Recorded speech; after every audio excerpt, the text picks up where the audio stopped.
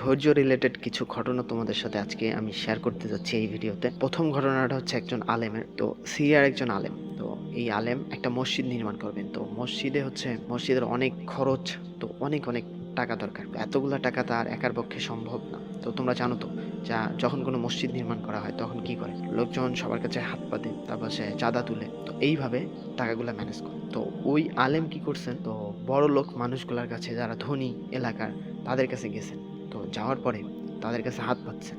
তো এরকম একজন ধনীর কাছে গেছেন, এরকম বলছেন যে আমি মসজিদ নির্মাণ করতে চাই, টাকা দরকার, এরকম এরকম বলে হাত পাতছেন। তো ইনি কি করছেন, ওই আলেম যে হাত পাতছেন, এই হাতে থুতু দিয়েছেন। এখন ভাবো এই আলেমের রিয়াকশনটা কি হওয়া উচিত। নিশ্চয়ই তুমি আমি থাকলে কি হইতো, যদিও বা বড় লোকের কিছু যদি নাও করতে পারতাম, তাহলে অন্তত অভিশাপ দিয়ে চলে আস, তোমার আর আমার ক্যারেক্টার এমনই তো হইতো নাকি। কিন্তু না, এই আলেম কি করলেন, তিনি যে থুতু দিলেন হাতে, সেই থুতুটা বুকে লাগাই নিয়েছেন। তো বুকে লাগিয়ে নেওয়ার পর বলছেন, এই বড় লোককে আবার বলছেন, এটা তো হচ্ছে আমার প্রাপ্য, মানে তুমি যে থুতুটা দিলা এটা হচ্ছে আমার প্রাপ্য, আল্লাহর জন্য কি তাই। এই বলে তিনি আবার হাত পাতছেন। এই কথা শুনে হচ্ছে বড়লোক হচ্ছে খুব লজ্জায় পড়ে গেছে। তো এখন লজ্জিত হয়ে এই ধনী হচ্ছে বলছেন যে আচ্ছা, মসজিদের সমস্ত খরচ হচ্ছে আমি বহন করব। তাহলে ফলাফলটা কি দাঁড়ালো, এত বড় মসজিদ, তারপর হচ্ছে এত এত খরচ, ওনার হয়তো চাঁদা তুলে কিন্তু করা সম্ভব ছিল না। উনি সমস্ত খরচ একজনের কাছে পেয়ে গেলেন। এটা তার হচ্ছে ধৈর্যের ফলাফল।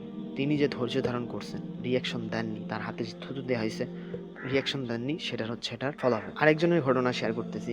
সেটা হচ্ছে আমাদের একজন দিনের দায়ী ছিলেন। তো এই দিনের দায়ী হচ্ছে সবাইকে দিনের দাওয়াত দিতেন, যারা নামাজ কালাম পড়তো না তাদেরকে নামাজের জন্য আহ্বান করতেন। তো এইরকম তিনি একবার আমেরিকায় যান। আমেরিকায় যায় একজন সৌদি আরবের হচ্ছে মানে ছেলের সাথে দেখা হয় তার। তো তিনি ওই ছেলেকে, সৌদি ছেলেকে বলেন যে নামাজের জন্য ডাকেন। এই সৌদি ছেলেটা হচ্ছে এই দিনের দায়ীর মুখে হচ্ছে থুতু দেয়। তো থুতু দেওয়ার পর এই দায়ীকে বলে বের হয়ে যাও, দরজাতে দাঁড়াই ছিল, তো দরজা থেকে বের হয়ে যাও। তো এরকম বলে। তো চিন্তা করো, তুমি আর আমি যদি ওই রকম সিচুয়েশনে থাকতাম তাহলে কি করতাম। অবশ্যই অধৈর্য হয়ে যাইতাম, কিছু কয়েকটা কথা বলতাম এরকম। তো দিনের দায়ী হচ্ছে অত্যন্ত ধৈর্যশীল ছিলেন। তিনি হচ্ছে ধৈর্য ধারণ করলেন, তিনি কোনো রিয়াকশন দিলেন না। তিনি বললেন যে, থুতু দেওয়ার পর বললেন আলহামদুলিল্লাহ, এ তো মানে এই থুতুটা হচ্ছে আল্লাহ নবী সাল্লাল্লাহু আলাইহি সাল্লামের পোতাদের, মক্কা মদিনার থুতু।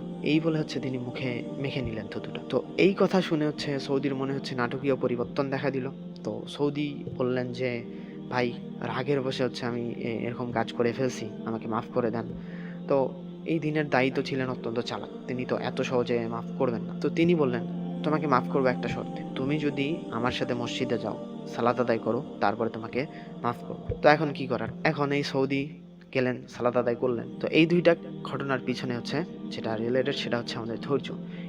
এরা দুইজন, একজন আলেম একজন দায়ী, দুইজনে হচ্ছে ধৈর্য ধারণ করছে, যে সাথে সাথে রিয়াকশন দেয়নি। এই তাদের এই ধৈর্যের ফলে তারা এই কাজগুলো করতে পারছেন। তো আর এই ভাই হচ্ছে, সৌদি ভাই হচ্ছে সালাত ত্যাগ করার, কুফরি থেকে বেঁচে গেছেন। হয়তো আল্লাহ যদি চান, তিনি হয়তো এভাবে মসজিদে আসার মাধ্যমে হেদায়েত লাভ করবেন ইনশাল্লাহ। তো এগুলা ছিল হচ্ছে ধৈর্যের ফলাফল। আমরা যদি আমাদের এই জীবনে যদি এভাবে যদি ধৈর্য ধারণ করতে পারি, তাহলে হচ্ছে অনেক কাজ আমাদের জন্য সহজ হবে, অনেক রাস্তা আমাদের জন্য খুলে যাবে ইনশাল্লাহ। আল্লাহ সুবহানাহু ওয়া তাআলা আমাদেরকে প্রতিদান দিবেন এই দুনিয়াতে এবং আখিরাতে। তো আল্লাহ যাতে আমাদের সবাইকে ধৈর্য ধরার তৌফিক দান করে, আমিন।